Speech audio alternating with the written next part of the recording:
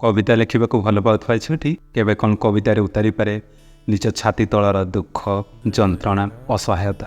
कवितार केबे कौन सजाड़ी दे पारे संपूर्ण समर्पण निजर बड़का भल पाइबा मान अभिमान। तेबे आसंतु ए छोट कविता माध्यम जानिबा से कविता मनस्क झील विषय रे।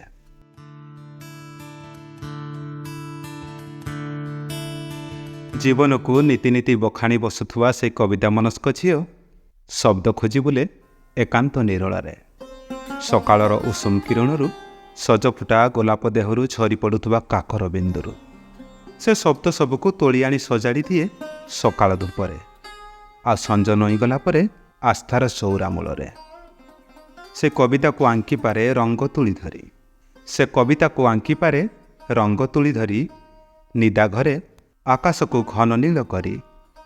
पुणी आषाढ़े हाल्का कला रंग भरी से उतारी पारे छ ऋतु को जीवनर छटी सोपान परी।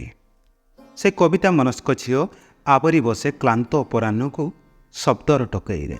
से कविता मनस्क झील आवरी बसे क्लांत अपराह्नटा को शब्दर टकईरे गोटापणे निजर करू करू गधूलीर रंग माखे। पहली पड़िथिबा संजटा को संतर्पण घोड़े दिए रात्रिर उषुम चादरटे।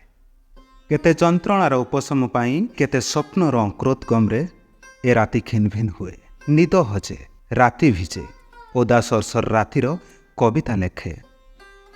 कविता मनस्क झीलटी संपूर्ण समर्पित एबे। कविता मनस्क झीलटी संपूर्ण समर्पित एबे कवितार भावरे भंगीरे रसरे रंगरे इंगितरे अग्राह्ୟରେ जड़रे चेतनारे। अहरह कवितारे निमग्न से कविता मनस्क झीलटी छातीर रक्त पुछि कवितार धाड़ी धाड़ी शब्दरे बंचुए प्रणयिनी परी। अहरह कवितारे निमग्न से कविता मनस्क झीलटी छातीर रक्त पुछि कवितारे धाड़ी धाड़ी शब्दरे बंचुए प्रणयिनी परी।